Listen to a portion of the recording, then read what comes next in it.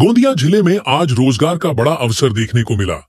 जिलाधिकारी प्रजित नायर के हाथों 158 अनुकंपा धारकों और महाराष्ट्र लोक सेवा आयोग यानी एमपीएससी परीक्षा पास करने वाले 43 उम्मीदवारों को सरकारी सेवा के नियुक्ति पत्र वितरित किए गए। इन नियुक्तियों से जहां अनुकंपा धारकों के चेहरों पर मुस्कान छा गई, वहीं एमपीएससी में चयनित होकर नियुक्ति का इंतजार कर रहे उम्मीदवारों को भी राहत मिली। राज्य के मुख्यमंत्री देवेंद्र फडणवीस और उप मुख्यमंत्री अजित पवार के मौजूदगी में मुंबई में राज्य रोजगार मेले का आयोजन किया गया। मुख्यमंत्री देवेंद्र फडणवीस ने इस अवसर पर अनुकंपा धारकों और एमपीएससी परीक्षा पास कर सरकारी नौकरी प्राप्त करने वाले युवाओं को शुभकामनाएं दी। उन्होंने बताया कि राज्य में 70% अनुकंपा धारकों की नियुक्ति पूरी की जा चुकी है और शेष 20% लोगों को भी जल्द ही न्याय मिलेगा। या वर्षात तसं तर भरपूर लोकांना अनुकंपा भरतीमध्ये आम्ही घेतलेला आहे। तर आज 221 लोक आहेत, त्याच्यापैकी 158 लोक अनुकंपा भरती अंतर्गत आहेत आणि 42 लोक याच्यामध्ये एमपीएससीचा त्यांचा भरती झालेला आहे, त्यांना नियुक्ती देण्यात येतात। आणि या कार्यक्रम घेण्याचा अगोदर जिल्हा परिषदेने त्यांच्या माध्यमातून ऑलमोस्ट 135 लोकांना मार्च 2025 मध्ये 135 लोकांना त्यांनी अनुकंपा भरतीमध्ये घेतला होता। कुठल्या कुठल्या विभागामध्ये नियुक्ती देण्यात येते? सर्व विभागामध्ये याच्यामध्ये नगर परिषद आहे, पोलीस विभाग आहे, जिल्हा परिषद आहे, राज्य शासनाचा वेगवेगळ्या विभाग आहेत।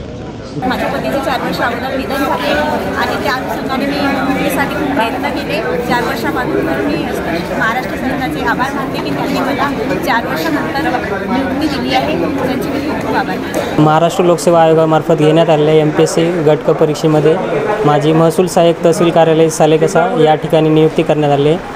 त्याबद्दल माननीय मुख्यमंत्री महोदयांनी जे 150 दिवसाचा कार्यक्रम आयोजित केला होता, त्या आयोजित कार्यक्रमामध्ये महाराष्ट्र लोकसेवा आयोग व अनुकंप उमेदवार यांना सोबत प्रतिनियुक्ती देण्यात आली। त्याबद्दल जिल्हाधिकारी कार्यालय गोंदिया व मुख्यमंत्री महोदय यांचे मनापासून आभार।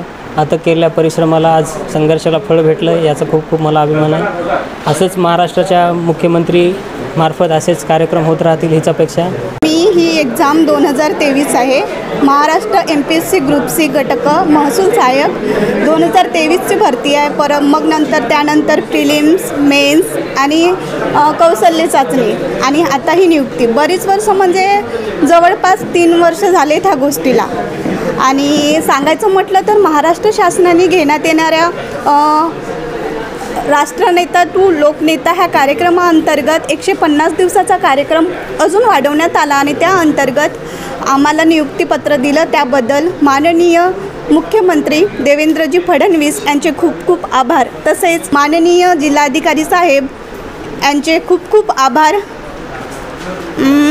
सांगायचं म्हटलं तर स्पर्धा परीक्षा ही एक कॉम्पिटिशन असते। स्पर्धेमध्ये ती स्पर्धाच असते। शेवटी कुणाला तरी यावं लागते, कुणाला तरी जावं लागते आणि प्रत्येकाचा तो दिवस येतो आणि त्या दिवसाची वाट फक्त पाहण्यासाठी आपल्याला थांबावं लागते आणि त्याच विलंबाने आम्ही इथपर्यंत पोहोचलो।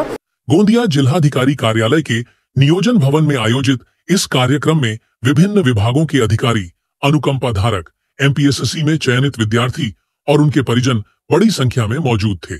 नियुक्ति पत्र पाकर सभी ने सरकार के प्रति आभार व्यक्त किया और ईमानदारी से सेवा देने का संकल्प लिया।